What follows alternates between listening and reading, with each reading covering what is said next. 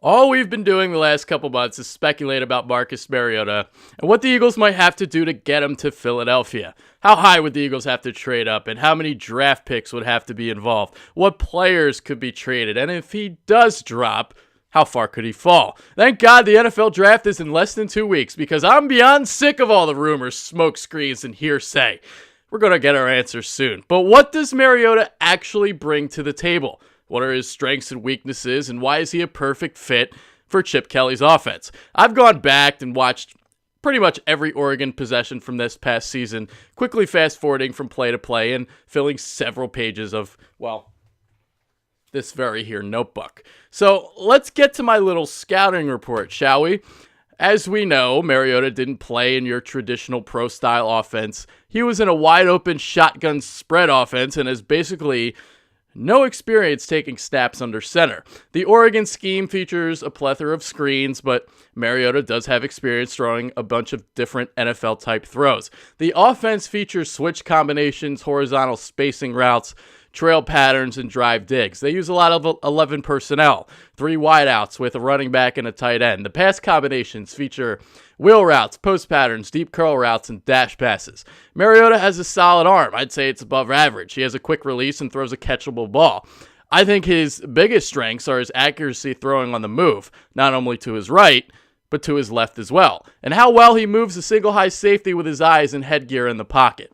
As we know, the Eagles really struggled in the red zone last season, but Mariota does a great job of threading the needle with his throws inside the 20. Some other traits that I like. I think Mariota is a well-balanced thrower, can toss passes from a number of different body angles, and he doesn't force anything. He hardly ever throws interceptions. Obviously, the other thing we've noticed about Mariota is his mobility. He's very fast for a quarterback, and he's a magician running the zone read concept. Once he uses his fake ability to manipulate the edge rusher, that rusher is toast because Mariota gets to top-end speed very, very quickly. Mariota might also have the best character of any prospect in the NFL draft, and we know how Chip loves his players without any baggage. He also plays with a quiet type of confidence, a little bit like what we've seen with Nick Foles the last couple years. Mariota isn't going to go steal any crab legs or stand on top of any NovaCare complex cafeteria tables and shout "fucker" right in the pussy. He's a good little boy. All right, let's get to his weaknesses now. We talked about his strengths. Mariota may never throw interceptions, but he does fumble the ball a lot. He had 25 of them during his college career, and he doesn't exactly hold the ball really, really tightly. He coughed up the ball on some pretty weak strip attempts from what I've seen this past season. Mariota predetermines which receiver he's going to throw to pre-snap, mainly throwing to his first or second read. I've noticed that, the ball will sail on him when he gets too flat-footed, and he missed a lot of wide-open receivers when he's forced to reload in the pocket due to pressure. While he's very accurate on the short to intermediate routes, he needs to improve on his vertical throws down the field. He also needs to get better at anticipating and throwing to an area, especially on the deep out pattern.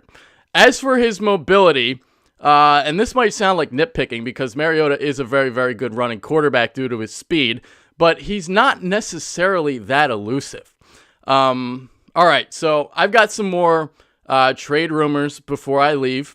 There's a report out now that says the Browns are no longer in play for a Bradford trade because of his refusal to sign a long-term extension. So that kind of sucks, but there is another murmur going around that if Mariota falls to the Jets at number 6, that he will be sent to Philadelphia.